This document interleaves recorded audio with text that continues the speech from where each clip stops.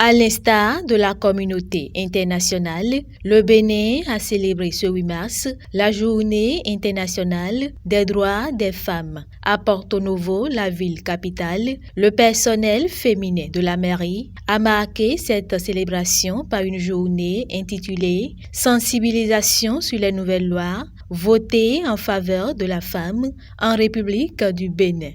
Loin d'être une simple journée, le 8 mars est un moment propice de réflexion et de recherche de solutions visant à améliorer la condition de chaque femme, cette composante de la société qui, malgré son importance numérique, demeure une personne vulnérable.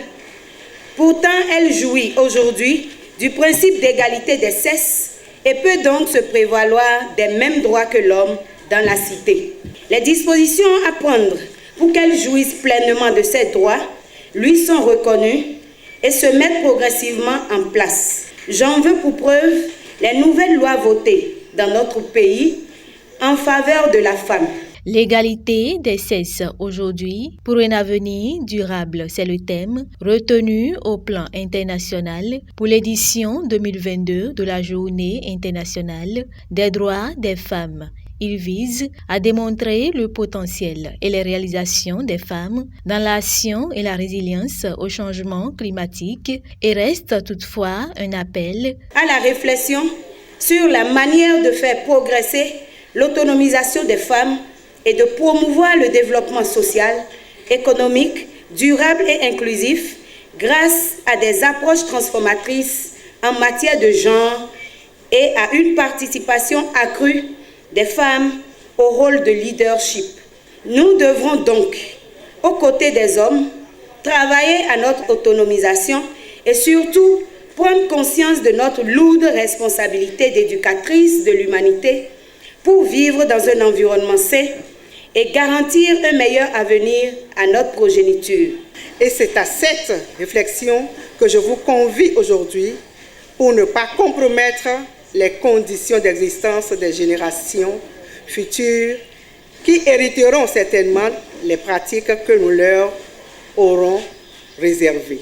Ensemble donc, construisons le futur, la main dans la main, dans un climat de respect mutuel et d'égalité des chances entre l'homme et la femme pour un avenir durable. Très satisfaite des nombreuses réalisations entreprises en leur faveur, ces femmes de la mairie de Porto Novo ont témoigné leur gratitude à l'autorité municipale présente pour la circonstance et ont promis d'avoir une conscience droite résolument vers la perfection. Elles n'ont pas manqué de remercier tout le conseil communal et tous les donateurs qui ont soutenu et contribué à la réussite de la journée.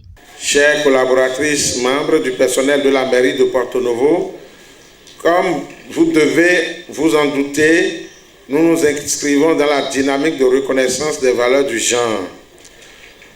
Nous n'en voulons pour preuve également que la revue des doléances formulées l'an dernier en ces mêmes lieux et à la même occasion pour vous rappeler notre engagement personnel et celui du Conseil à travailler pour la promotion de la femme.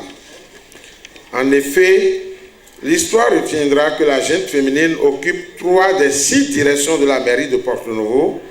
La situation est sensiblement la même au niveau des chefs services.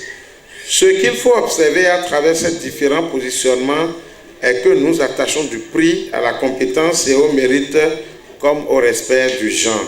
L'édile de la ville de Porto Novo poursuit et conseille. Nous vous exhortons à continuer de mériter les différentes promotions à travers la qualité du travail, la conscience professionnelle, la protection du bien commun et une remise en cause perpétuelle de soi dans le processus de la quête de l'excellence. Certes, nous devons nous réjouir en cette circonstance et rappeler les acquis, mais nous vous invitons également à saisir cette opportunité qu'offre cette 27e édition de la Journée internationale pour les droits de la femme pour faire un bilan.